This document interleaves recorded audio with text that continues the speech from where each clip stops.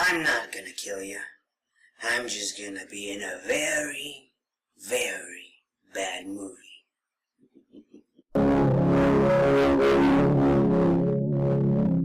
Alright, guys.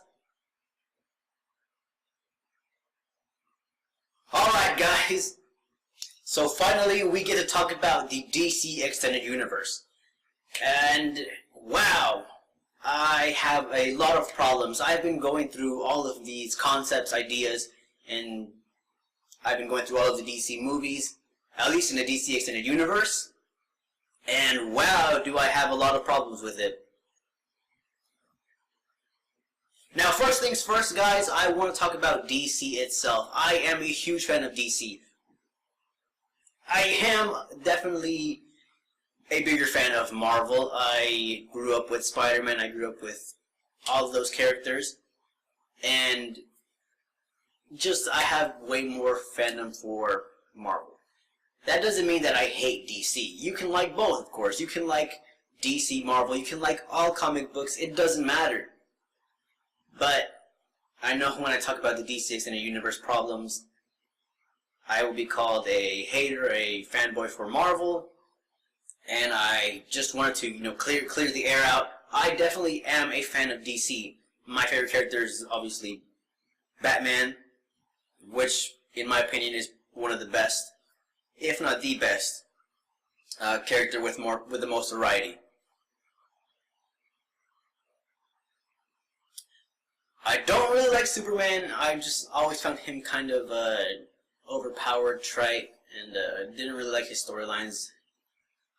I like Wonder Woman. I like Martian Manhunter. I like Cyborg. I like Green Lantern. All the iterations of Green Lantern. I find them all interesting. I find Green Lantern Corps, all of that interesting. But I never liked Superman. Okay, it's out there. I don't like Superman. So the DC Extended Universe starts off with Man of Steel. And Man of Steel obviously took a lot of inspiration from the Dark Knight trilogy, the Nolanverse, if you will. And there's no problem with that. Nolan is definitely a great filmmaker, and those movies were definitely great.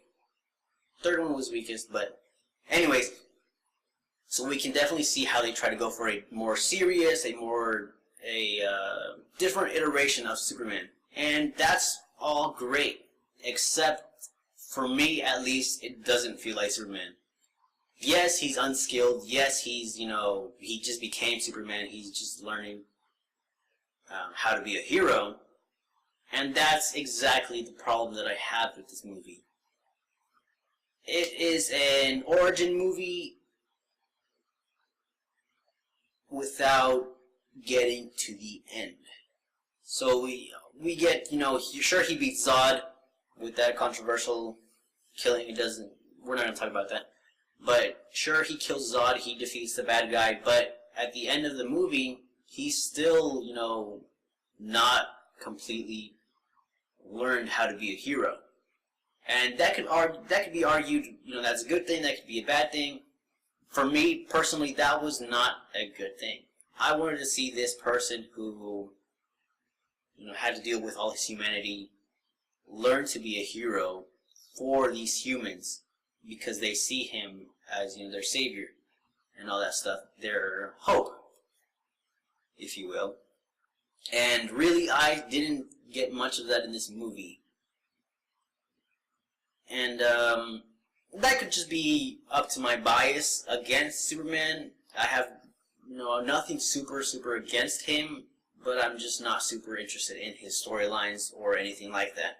I know a lot of his stories, and I have read a lot of Superman and Justice League and all that stuff, but I just could never get into Superman. Then we, of course, get other movies. Suicide Squad, Batman vs. Superman, and Wonder Woman. And of course, we have Justice League coming up. We have tons of other movies already announced. And even this past week, we have more movies that have been announced. And there's a bunch of rumors always circulating about these comic book movies. Especially, those websites They're just sharing rumors and rumors every day, and then the next day, after they get you a rumor, it's completely different rumor, and then all of it is just speculation at the end of the day. But let's talk about Batman vs Superman. So my problems with this movie aren't very specifically about any characters. My problems are more about the introduction or these stories with these characters. So of course we get Death of Superman. That's not a spoiler anymore. It should not be classified as a spoiler. That movie's already past its time in theater, past its time on Blu-ray, DVD. So it's not a spoiler. Not a spoiler that Superman dies. Not a spoiler. No. So, of course, we get that storyline, that Superman. We get Doomsday. We get a little bit of a mix for The Dark Knight Returns. And that's where my biggest problem comes in. All these storylines that maybe weren't supposed to be at this beginning of your universe is very weird for me, because that's Superman, and it's your second, your third movie, and you're already getting Superman dying and coming back, because we know he's going to come back. That's very weird for me, and it feels like a kind of anachronistic kind of feeling. You know, it's not going in the order, and I'm not comfortable with it. Because why is Superman dying so early on? And of course, this movie, Batman vs Superman, addresses a lot of issues from Man of Steel. Just, you know, Man of Steel destroyed, that left the whole city destroyed.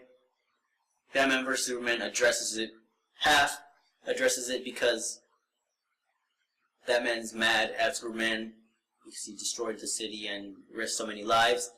But then they come together, so nothing really gets resolved other than they unify for a common cause. DC. But, you know, I don't have any problems with the iterations or the characters. Like Jesse Eisenberg's Lex, Alexander Luthor, which supposedly, according to a lot of rumors, is his son. You know, I don't know exactly how credible that is. But, you know, I have no problems with that character. No problem with that iteration. Sure, it's a little bit weird, but if that's what they intended, that's what I accept. I have no problem with that. It's weird for me, sure. A lot of people didn't like it, but I have no problem with it. Ultimately, my biggest problems are with people that say there's, you know, comic accurate. Sure, there is a comic iteration where he is like that, but one iteration out of all the others, does that really make him comic accurate? You know, does it? Does it really? And that's exactly my problem with other things. As a big fan of Batman, my problems with the Batman character specifically is that his redemption, that's, you know, that we're kind of getting through that Batman vs Superman, is not done well. Really, you know, he's killing these random thugs, beating them to a pulp, and killing them, letting them die and all that stuff. But look here. Look. My problem is when people say this Batman is the most comic accurate Batman, or that the Suicide Squad Joker is the most comic accurate Joker. That's where my problems arise. That's where my problems come in. So, yes, Batman has used guns. Technically, you know, when he was originally out there, and by all technicalities, that is Batman with a hyphen, Bat-man, which can be argued is a different iteration of Batman, and I agree with that. That Batman, you know, that was in, I guess, 1940s, I believe. I can't remember specifically, but 1940s Batman, and you're bringing him back now because it's for the sake of your argument that you bring him up specifically for this iteration. My problem is this. There are other stories where Batman doesn't kill, even if he did kill in those stories. So, which one is he comic accurate to? Is he half comic accurate? Is he, because you can't be half comic accurate and half not. That doesn't make you comic accurate. You can be accurate to one comic book, but ultimately you're not accurate to really the comic iteration, because there's so many iterations about it, of Batman. And when you think about storylines like Death in the Family or Under the Red Hood, things like that, this problem arises that Batman in those storylines, he redeems himself because he, or other characters are using guns and being more brutal and things like that. And Batman, like Under the Red Hood, I have to bring that up. Red Hood, he's out there killing people because that's what he believes is justice. He kills. Okay. Batman stops him, tries to stop him from killing because he doesn't want Jason Todd to kill. He doesn't want Jason to kill. Killing for him is still morally wrong. And if they're even thinking about including Jason Todd or, anything like that storyline, it's going to be extremely flawed. Extremely flawed. Because, first of all, he's already killed. So he's a hypocrite now. If he tells Jason, you're not supposed to kill. And yes, a lot of people bring this up. He is based on The Dark Knight Rises. I mean, not Rises, Returns, where he's old, he's tired of all these criminals, he doesn't care anymore, and he's being brutal. But that's exactly where it stops. Brutal. He beats them to a pulp. He knocks them out, barely leaving them alive, but they're right there, alive. He leaves them alive. Maybe barely conscious, maybe barely breathing, but they're alive. He doesn't kill in those comic books. And really the problem arises right there. He doesn't kill in those comic books.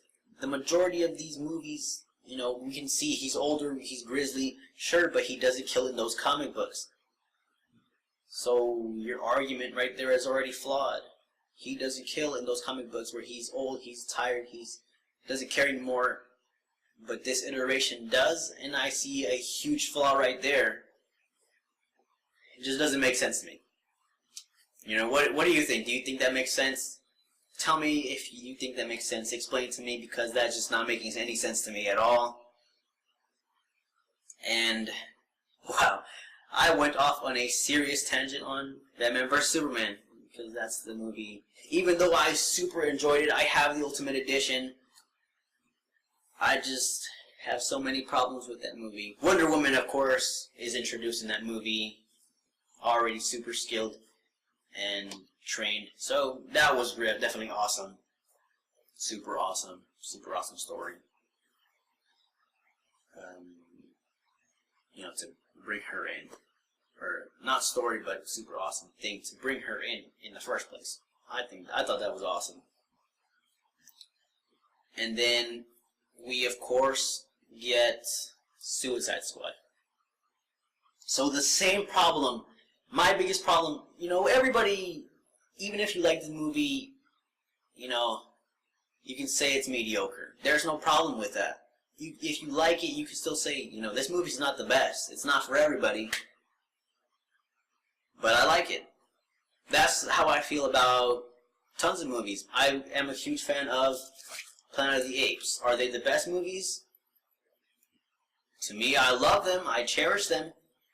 But at the end of the day, do I think they're cinematic classics?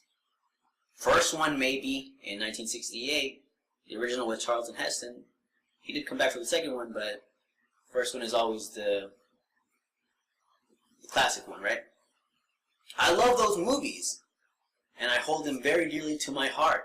But do I think that they're classics for me, but even then, I understand, these movies, they're not that great. The story is pretty weak on them. And I can talk about that all day, The story's pretty weak, but I enjoy them. You don't have to enjoy these movies and think that they're masterpieces. Okay? You don't have to do that. And Suicide Squad, I think that just divided a lot of people to thinking in that way. And even though I did enjoy it, when I first watched it, I enjoyed the heck out of it. And that's the end of that. For that. Because at the end of the day, whether you liked it, whether you didn't like it, whether you want to bring up that it won an Oscar for makeup, even though Killer Croc was the most makeup that they did. And then Star Trek, even though Star Trek wasn't that good, had way more makeup and way more detailed makeup. Sure, they won that award. I think it was an Oscar or Academy Award. Sure, they won an award, but makeup. Makeup, guys. They didn't win for best acting. Won for makeup. But congratulations to Suicide Squad for that makeup. But my biggest problem with Suicide Squad is that it stops right there at being a summer action blockbuster flick. The story's pretty weak. They had a villain with powers, with abilities, with main characters that didn't have a lot of abilities except for maybe two.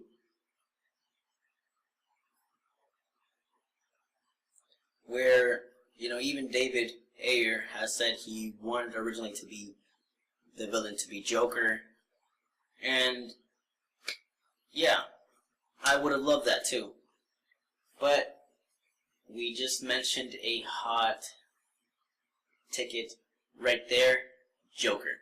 Jared Leto as Joker. Now, I don't have any problems with his portrayal. I personally didn't like it, but hey, if it's a different iteration of Joker, I'm all for it. I don't mind it. I fully support it. I may not like it, but I fully support it. And, it's a different iteration. Just like Jesse Eisenberg, Lex Luthor, I support it. But again, here comes the issue. Comic accuracy. Now, I'm not a stickler about comic accuracy. I am supporting Marvel Cinematic Universe, and if you think that those movies are comic accurate, you need to read a comic book or look it up on YouTube, because that's what most people do now when they want to argue. Look it up on Google, YouTube, anything like that, and you'll be a comic book person. Yeah. With Joker, here's the thing.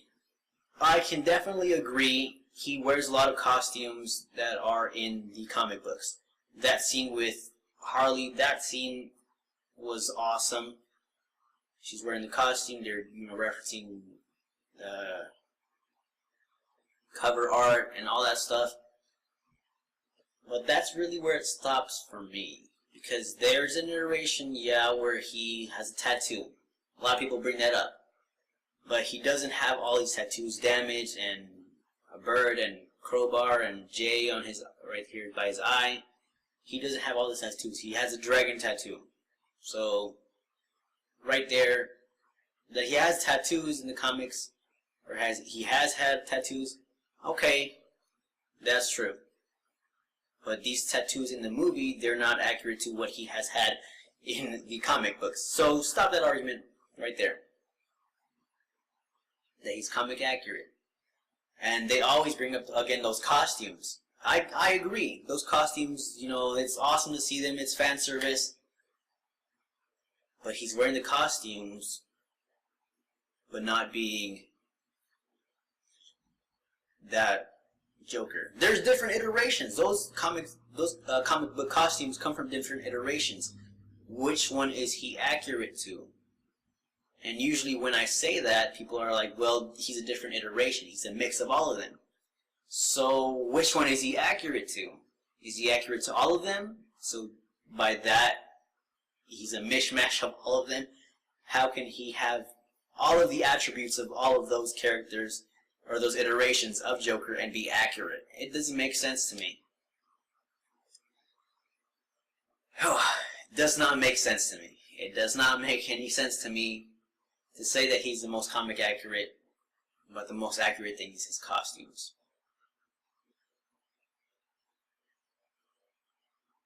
I might be wrong on that. What do you think? Do you think I'm completely wrong? Again, explain this to me, because I just don't see how this is comic book accurate when it's a mishmash of different iterations. I just don't get it. Wonder Woman. So we kind of passed it. I could talk more about Batman vs. Superman and Suicide Squad, but I don't want to. I don't want to talk about all of that for that long of a time. But we get to Wonder Woman, arguably the saving grace of DC Extended Universe, where they don't try to mash and put all these stories and force them down your throat. These storylines is just one simple storyline, one really, really, really simple storyline, and that's where it went right. Wonder Woman is absolutely, definitely, as much as I dislike Batman vs. Superman, that one is probably my favorite movie, just because of the visuals. Zack Snyder is a absolute master in visuals, directing, and all that stuff. Maybe not so much. But Wonder Woman, absolutely simple storyline. She's going after a bad guy, stops him, and anachronistic things happen when she's a fish out of water.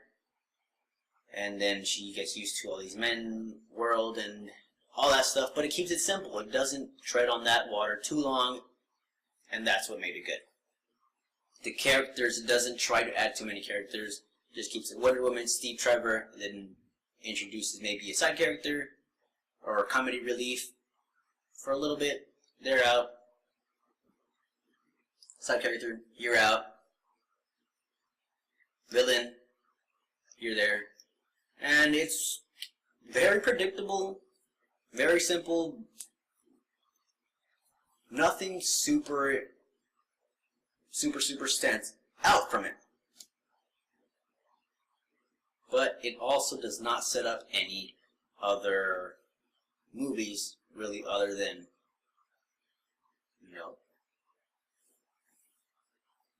maybe Justice League at the end of it.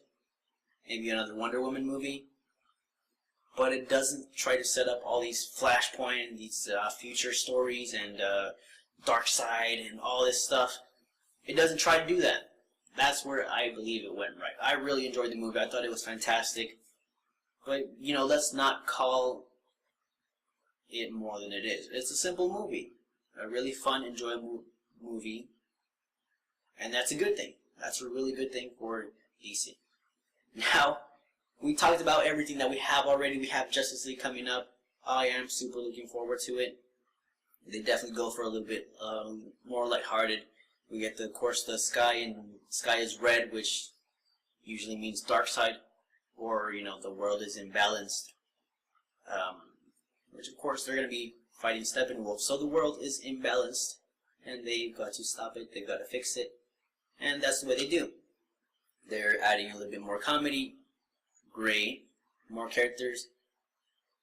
Justice League specifically. Even though I would have preferred Martian Manhunter over Cyborg. Whatever. I'm looking forward to it. But this week, we heard about spin-offs. And if you've heard about this news, then you probably agree with me. If you don't, then maybe you're part of the problem. Maybe, just maybe, you're part of the problem here. So, yeah, we're getting a Joker spin-off movie, and it's produced by Martin Scorsese. Why did I mess that up? Why did I mess that up? But, do we need this movie? No, we do not need it. We just do not need it. We don't need the Star Wars Han Solo movie. We saw Han Solo when he was pretty young already. You know, how much different could he have changed from like what 10, 20 years? He looks completely different, completely doesn't look like anything like himself anymore. Very weird. I am very looking forward to Obi-Wan movie. I heard we were getting a Boba Fett movie, so hopefully that happens and it doesn't get postponed or canceled or anything like that. Obi-Wan, I am looking forward to that movie so much, so much, so much, so much. But then we get Joker and Harley. So the difference here is we're getting a lot of spin-off movies that we don't necessarily need. So Joker, I heard that one